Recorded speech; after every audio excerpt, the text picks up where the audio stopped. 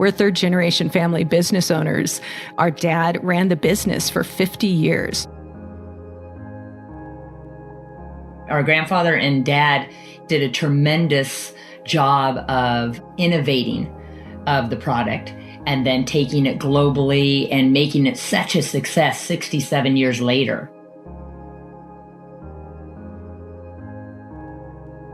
Our grandfather and then our dad also just thought that women couldn't run businesses, that their brains just weren't a match to the needs there, maybe a bit too emotional. So we had to really kind of stretch ourselves to find a way to realize how we could be a meaningful part of our family business when 6 years ago, the chance actually came up.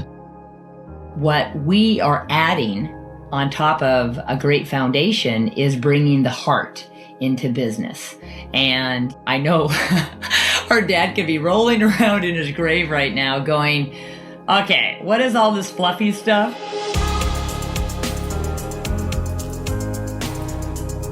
What is it like to be told your whole life, nope, you're not suited to get involved with the family business because, well, you're a female?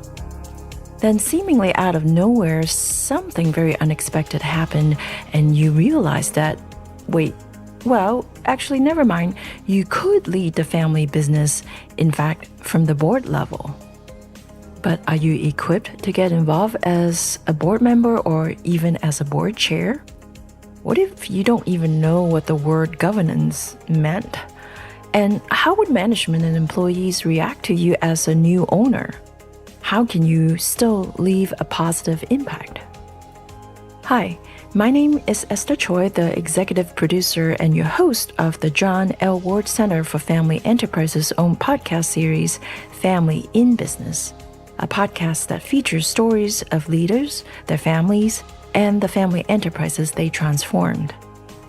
In this episode of Family in Business, we are continuing our theme of purpose, and we are trying out a brand new format. Instead of me preparing and asking questions to our guest, our two guests in this episode have prepared and asked each other questions. I and along with my family business experts won't come in until the end.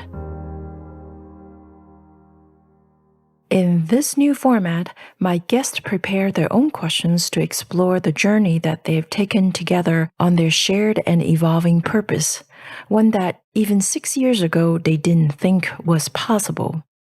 My guests are gracious enough to let us in on this intimate conversation between them, two sisters who grew up having no idea that one day they would become family business owners and board chair and director. And who are the sisters? My name is Stephanie Jackson, and I am excited to be interviewing my younger sister, Kim, today. Hi, I'm Kimberly Paxton-Hagner. Well, Kim, I think people would be surprised that they have probably handled our product on a daily basis, probably most of their entire lives. Yeah, Steph, I think that is kind of surprising to realize that so many people already know us without knowing us. Our company's name is Kwik Lok, and that's spelled Kwiklok. And the reason you probably are familiar with it, because it's most likely in your pantry right now, might be in your junk drawers. It's the little tab that most people see on the end of a bread bag. So it closes your bread, your tortillas, your apples, and other produce. And our grandfather, Floyd Paxton, invented that 67 years ago. So it's amazing to think about how many people know about us without realizing they know. Exactly. We have so many people that will say, oh my gosh, I wish I could have invented something like that. Well, Kwik Lok also produces the machines, the closing heads that put that lock onto the different bags. We also produce printers because a lot of the locks are able to be printed on. So it's all about keeping food fresh and safe, as well as traceability. And it all taps into sustainability ultimately, because food waste is one of the largest problems that we have as far as carbon goes. Our dad ran the business for 50 years, and then he suddenly passed away 6 years ago. So we found ourselves in a place we never expected to be because we were not groomed to run the business. Our grandfather and then our dad also just thought that women couldn't run businesses, that their brains just weren't a match to the needs there, maybe a bit too emotional. So we had to really kind of stretch ourselves to find a way to realize how we could be a meaningful part of our family business when 6 years ago, the chance actually came up. There's three of us. We talk about three sisters that were raised by a dad who doesn't think that women can run businesses, but yet a mom in her mid-50s decided to get her master's degree and buy her first Harley Davidson motorcycle to ride around the U.S. So kind of a yin and yang of influence there. Right. And Steph, so we had those two influences in our life. So how do you think that they kind of impacted you? Well, I would say that Dad, just being who he was and how he was raised really was about, unfortunately, quieting our voices. And our mom was the total opposite on amplifying those voices. I chose to be influenced, more that my voice mattered. I didn't want to be in the background. And so when this chance came, it was an interesting thing to think about. Part of the gift that Mom gave us also is to look at ourselves as three sisters, as unique human beings. We didn't have to be like each other. And each of us brought something to the table that was of value. It was a real treat to be able to have her in my life because unlike you, Stephanie, as the middle child, I am an introvert and I'm a quiet thinker. So I'd rather be alone than try to fit in. And I think you are maybe a little bit different. I am the extrovert of the family. I've been known to be the risk taker, the challenger, and deeply passionate. Yes, we are definitely very different. And then we have a younger sister, Melissa, who is kind of a blend of both of us. And we really have figured out, which is really neat, to leave room for us all to be different and who we are. And so that is why she is not here today with us, because public speaking is not her jam. And we respect that. Our main thing is we want to work together. Well, so let me ask you a question, Kim. What is your earliest memory of our family business? Oh my gosh.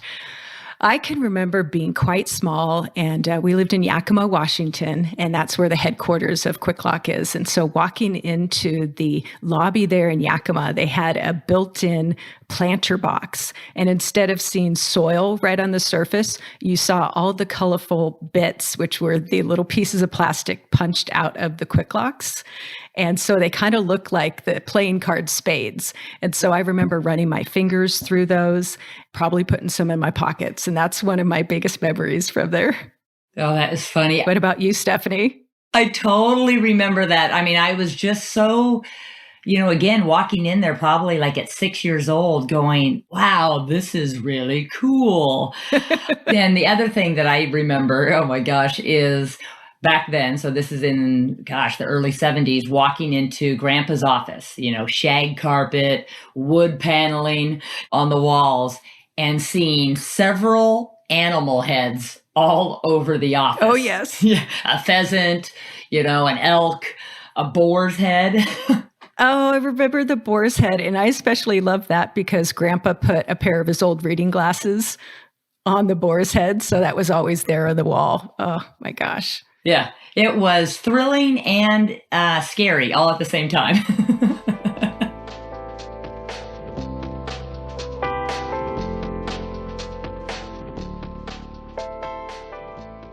Well, Stephanie, we're now, 6 years into this new journey of ours together. And I know at many times during it, we had to ask ourselves why we want to stay as owners. So I want to ask you that now. What's your answer to that? Well, to be incredibly honest, I didn't think that we could be owners at first. We had never been groomed in the business. We had not worked a day at the company.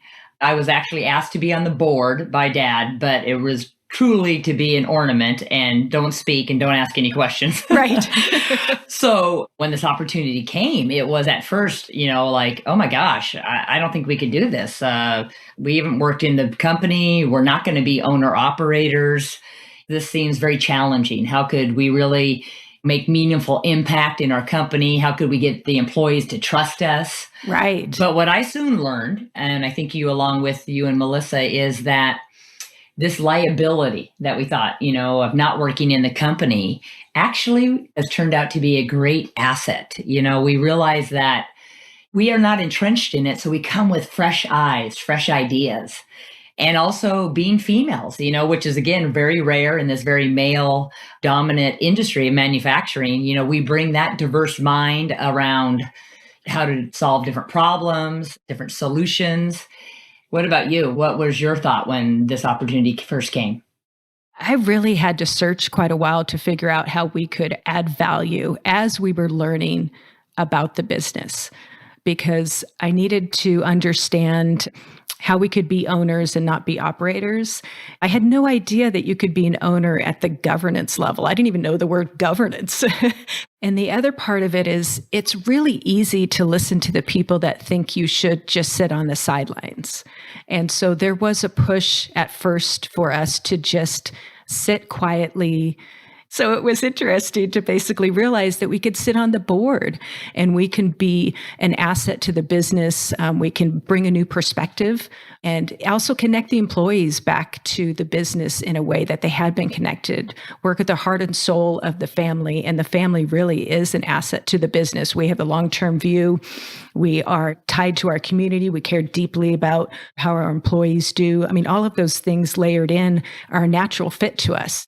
And then also we've learned to add to our extended group of people to be able to give us advice that was maybe a little less emotionally connected to the moment than my sister might be. So we each have our advisors on the outside that are well versed in business and governance issues that were able to help us find a way to really step fully into this new position as ourselves. To do both of those things at the same time was kind of hard at first. What about you, Stephanie?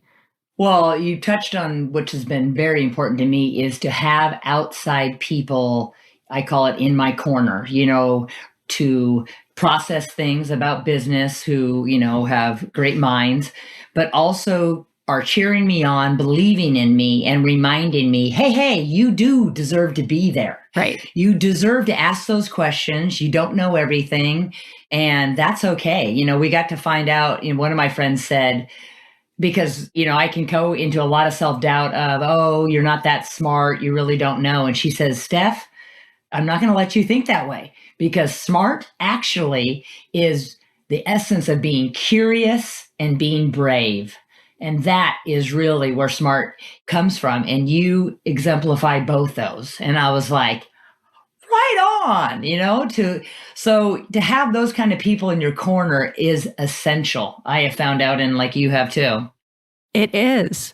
And I think back to also the fact that the only example we had of how to do this were the two men in our lives, our grandfather and our father. So as women, not only had we're not going to be owner operators, so it's going to look different. We also only had men as examples. So it's been great for me to find other women leaders to lean on to see how they find their space in this and still tap into all of the things that makes them a powerful and valuable, unique human being. Yeah, I would also just add on to one of the challenges I just remember is, again, having the instinct that I know that our company can have great impact, outside of selling the thing we sell and be very financially successful. I truly believed in my gut that, wait, we're here to do more. And at first, again, that was a different way of doing business. And so the challenge was being pushed up against an old guard of like, well, that's not how we do things. And then when I started using words like corporate social responsibility, that was like a new language. And it was met with like, oh yeah, I think I've heard that that's a report, which I'm kind of going, it's more than that. But I've learned that, the door was opened, be patient, which is definitely not one of my strong character. Right. I might have helped with that a little bit. Yeah. Exactly. Not one of my strong character traits. And you know what? We were wonderfully surprised that people earlier than later came on board and realized that some of the things that we were asking them to do were going to be not just a report. They were going to really be integrated into our entire company. It was literally a way of doing business. Right. And so if I could say anything is just have the courage and follow your instincts. And then, again, give people time to, get on board and to catch up, to be okay with change. Right. We know that we can do both. We can do good and do well. And it's been such a really cool last 6 years journey of leading from that, maybe not knowing all the answers, not knowing how. That's a thing that I think we do really well too, is the fact that we know when we don't know the answers. So we ask a lot of questions. I tend to be the one that asks questions constantly. If I recall myself at the board meetings, they're probably sick of me going, oh, there she goes again.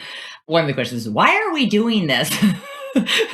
can be one of my blanket questions, constantly is, this isn't making sense to me. Please explain.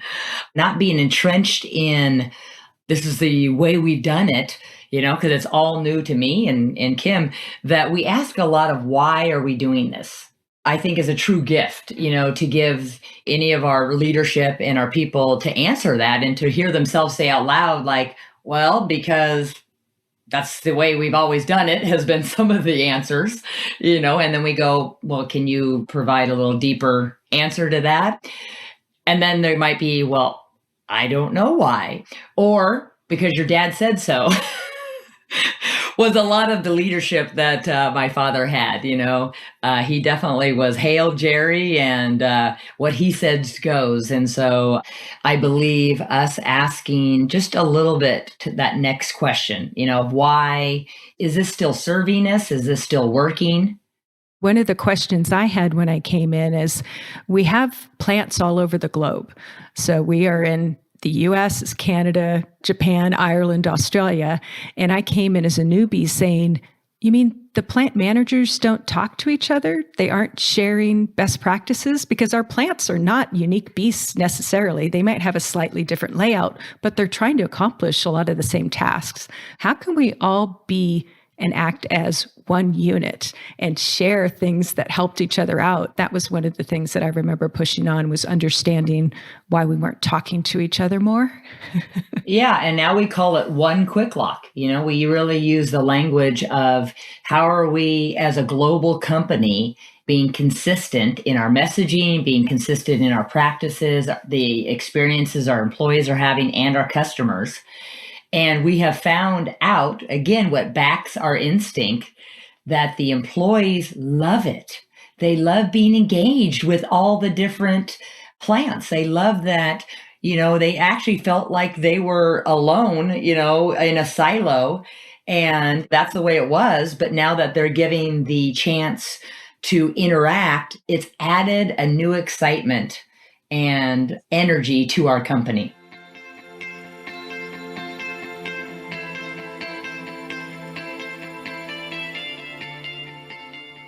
From Stephanie and Kimberly's conversation, we've heard a story of how even when heirs of family enterprises were not groomed to succeed the family business, they still have abundant opportunities to contribute as owners. In their story, the fresh perspectives have created tremendous and positive impact on setting the company's corporate strategy and readiness for the future. They have been able to do so from the board level. If you found even some of the dilemmas that the Paxton sisters had faced resonated with you, keep these 3 key points in mind. Number 1, make sure you have trusted advisors and friends on your side. You don't have to and shouldn't do it alone. Number 2, show your management team your curiosity and be transparent with the areas where you have little knowledge by asking questions, lots and lots of it. Number 3, being firm about what you expect your executive team to accomplish. Kim said it best with the purpose statement that she and her younger sister, Melissa, put together for Kwik Lok. Melissa and I worked on this, and it was amazing how long it took to really mine the exact words we wanted. But this is our core purpose: to create a world where people feel they matter, knowing their contributions will change the future and help all beings thrive. That is a both specific and inspiring purpose statement. But what does that mean? To break it down, here are some of the major questions and components for Kwik Lok's employees that are especially important to the Paxton sisters. How do you feel at work? Do you feel that you matter to the company? Do you feel engaged? Are you excited to wake up and walk through the doors? Is your work meaningful? Because meaningful work is so important to each of us as individuals. To not provide that opportunity to the people in our company just seems not possible. We have to have people feel like they have meaning when they're doing their work. Coming up next, I will be talking to two family enterprise experts on questions such as, why is coming up with a purpose statement so challenging and time-consuming? And what are the key things next generation owners should keep in mind during ownership transition? And also, I asked Stephanie and Kimberly this question. So suppose you now have an opportunity to leave a voicemail message for your father, Jerry Paxton. What would you say to him? Stay tuned and find out what's in that voicemail.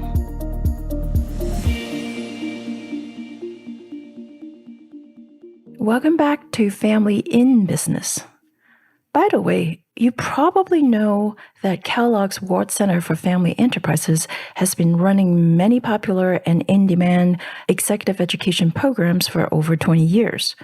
But what you may not know is that you can actually contact us with your specific questions about family enterprise challenges so we can identify resources to help you meet those challenges. Just write to us. Our email address is familyenterprises@kellogg.northwestern.edu. That's familyenterprises, all in one word, at kellogg.northwestern.edu. The email address is in our show notes as well. Okay, back to Kimberly and Stephanie.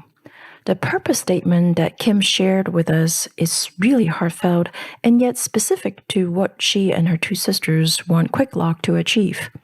She also mentioned how long it took her and Melissa to mine the exact words. I want to know why this process can take so long. Purpose is really hard to intuit your way to the answer. Like, I'm going to develop a purpose. It can be a dry well. You just have to take part of it and figure out where that is. That is an interesting angle to purpose. Who's speaking here? Hi, I'm Rob Lachenauer. I'm managing partner of Banyan Global Family Business Advisors. We're an advisory business.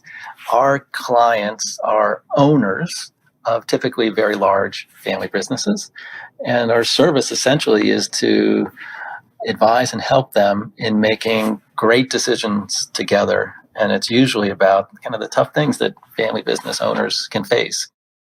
If you've ever drafted up your purpose statement, you can probably relate to why it can be time-consuming and difficult to intuit your way to the answer. So, what are we supposed to do when we try to craft our purpose statement? Here's Rob again.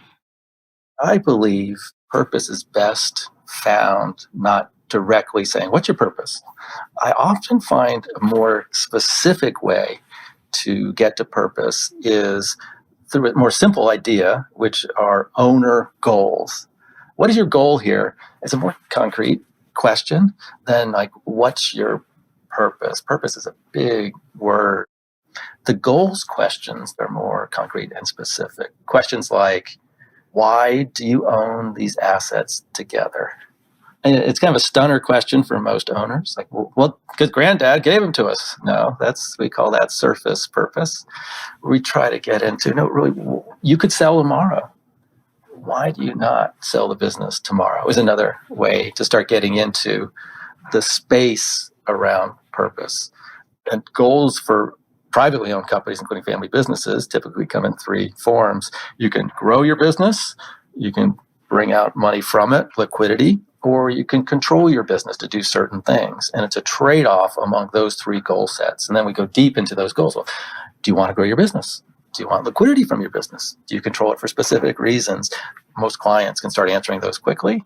And we can then kind of back our way into something like purpose. So starting from articulating more concrete goals in terms of growth, liquidity, and control, and then back your way into purpose strikes me as a very smart and pragmatic approach.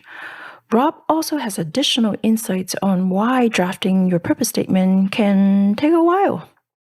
Family businesses are owned by people or trusts and then people behind them. So setting owner goals and strategy and purpose is a very personal thing. Owners get to set the rules. They set their own goals. Now, well, that's both great and a little bit scary because like if you're asked the question, well, really, what do you want from your life, from your business? It's almost like the purpose thing. It's a little bit big and scary. We really believe family business is a team sport. As you're figuring out what you want, you got to figure out what we want. And that's a big task.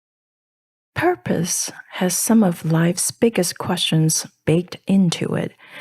And family business owners have to figure these big questions not just for themselves individually, but for the whole collective.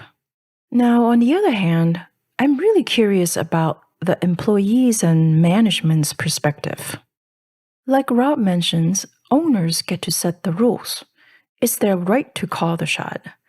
But as the next generation owners transitioning into leadership, like the Paxton sisters did, but they hadn't worked in the business, weren't groomed to lead the enterprise, had no prior academic background or professional training in the industry that the family business operates in, and yet they have fairly concrete ideas on how to lead the company and what goals it should go after.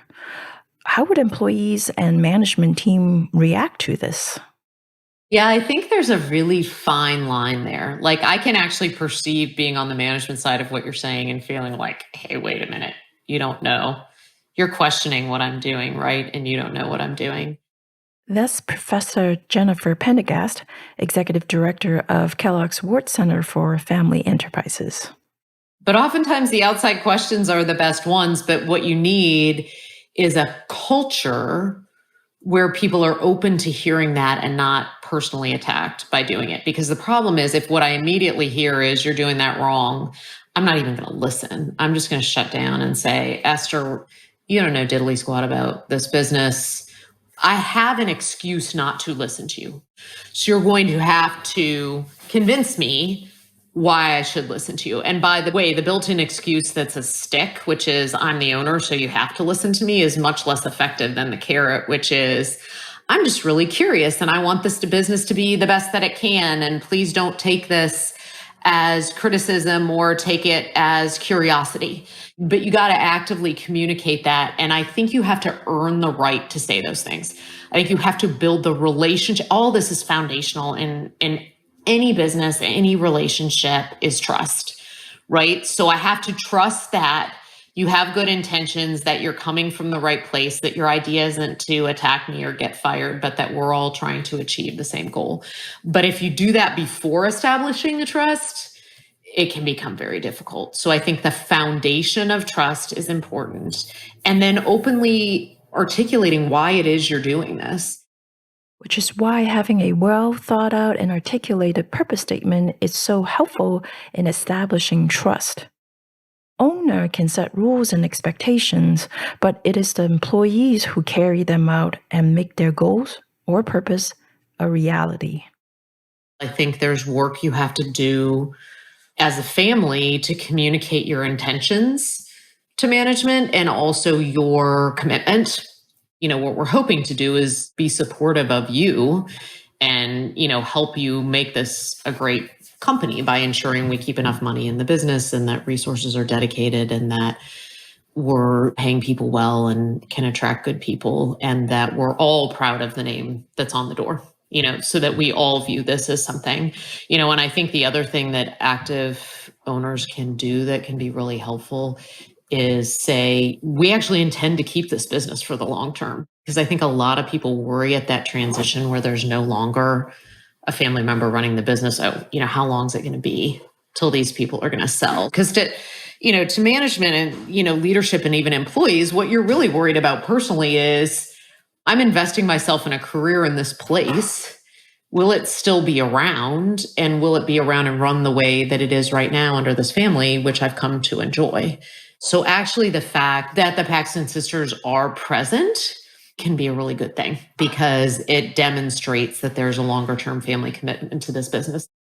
One thing struck me most as Kwik Lok experienced an unexpected ownership transition 6 years ago when then G2 owner and CEO Jerry Paxton passed away suddenly is this. Not only did his 3 adult daughters had to grieve over the loss of their father, they also had to figure out what this loss meant to each of them in terms of their own role with the family business. It's probably a huge understatement to say that they were at a forked road. Even as the sisters stood at that forked road, imagine what Kwik Lok employees and management must have wondered as the sisters contemplated their decisions. And then once they did reach their decisions and then set the directions, management and employees learned about things like sustainability, direct communications across the international plans, and that the new owners fully intended to bring their hearts to the business. As Stephanie ascertained that her dad would probably roll around in his grave and wondered, what's this fluffy stuff? Here's what Rob has to say. It's essential for successful transitions to be as transparent as you possibly can. As you talk about in your podcast, it should be a slow process and as transparent as you can, say, to the management team. All the time, as you're changing leadership as CEO or whatever we're talking about, there will always be a change in style. To me, this engineering to heart is just an example of there's always a change in leadership style. And you have to talk about it and be explicit and hopefully celebrate it. We learned that oftentimes, like G1 is a conqueror. They just get out and they take new land. And Oftentimes when you're out to G3, G4, G5, the best leadership model is not a conqueror because you roll over your cousins. It's a ruler. And by ruler, we mean someone who's actually very adept politically. Because basically in that time of starting the business, that was the necessary skill. In the time of running the business, the ruler is the right business model. It's a failure when the future generations try to import the previous generation's, conqueror's way. And, if you're going to be a good politically, you're going to win people's hearts and minds. That actually sounds quite like the Paxton sisters. Over 6 years ago, they were at a crossroad where they weren't sure if they wanted to stay on as owners because, they've been told their whole life not to bother. So I asked this question to Stephanie and Kimberly. Say you're leaving a message, voicemail for your dad right now. What would you like to leave him? Hey, Dad, I know you were coming from a place of protecting us by not bringing us into the company because it's stressful and it's hard and it is a lot of responsibility. But guess what? We're doing a great job. They are doing a great job despite having tremendous doubt in their ability to lead initially. But this initial doubt and one particular fear that Stephanie had ended up neutralizing each other. I spoke a lot about this fear of when both of our parents passed within about a year and a half, they were the family glue. Parents were our glue. And I, as the oldest sister and deeply into family, thought, oh my gosh, what's going to keep us together? And so saying yes to running this business with you guys has provided tremendous family glue and has lowered my anxiety. It's really one of my dreams to be working with you guys. I love that Stephanie, that you use the word family glue. because there's this quote that we in our family have a deep connection to. And you remind me of it because it's one by Maya Angelou. And we actually used it at Mom's celebration of life. But it's that people will forget what you said, people will forget what you did, but people will never forget how you made them feel. And when I think about this quote, I think of you a lot often because it is one that you live by. First of all, I have to stop crying right now. I know. Yeah, that quote has always hit my heart. And I think that's the crux of it is, I think that is the essence of life, of how you make people feel is the magic, right?